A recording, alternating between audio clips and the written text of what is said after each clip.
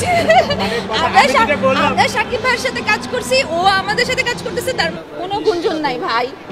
আর বললো না না, ক্লিয়ার করার কিছু নাই। যদি কারোর সাথে কিছু থাকে তখন ক্লিয়ার করবো যে হ্যাঁ ওর সাথে কিন্তু গরু ঘাস খায়, মানুষ গরু খায়, তার মানে মানুষের ঘাস খায়।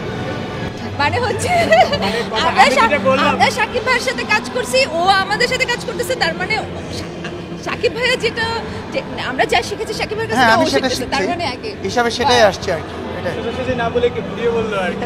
আমরা ঘুরিয়ে কথা বলতে পছন্দ করি।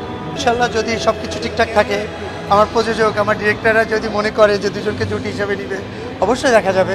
বাট আমরা প্রিপারেশন আছে আমাদের, আমরা প্রস্তুত আছি, কোনো সমস্যা নেই। আসতে পারে, এখনো আমাদের কোনো ওরকম লক হয় নাই, বাট আমাদের কাছে তো অনেক স্টোরি আসে, এখন দেখা যাক। বাট এই যে দেখেন আমরা এখানে একসাথে পারফর্ম করছি, এখানে আপনারা একসাথে ছবি তুলছেন, তার মানে কি আমরা একসাথে সিনেমা করছি না। তো বেসিক্যালি বিভিন্ন কাজের থ্রুতেই দেখা হয়। আর ইনশাল্লাহ আর তারপর আমি সারাদিনই কয়েকটা ক্যামেরাতে আমি বলেছি যে উই আর ফ্যামিলি মেম্বার, আগে থেকে আমরা পরিবারের একজন। হ্যাঁ, কোনো গুঞ্জন নাই ভাই।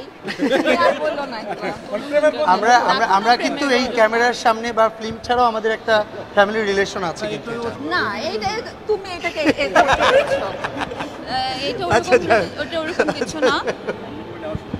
হ্যাঁ, বিষয়টা হচ্ছে যে আমাদের মধ্যে এই যে আমাদের একটা ভালো সম্পর্ক, এটা সবার সাথে সবার ভালো সম্পর্ক হওয়া উচিত, রাইট? ঠিক আছে, আমরা একজন আরেকজনের সাথে না, ক্লিয়ার করার কিছু নাই। যদি কারোর সাথে কিছু থাকে তখন ক্লিয়ার করবো যে হ্যাঁ ওর সাথে কিন্তু আমি খুবই ব্লেসড।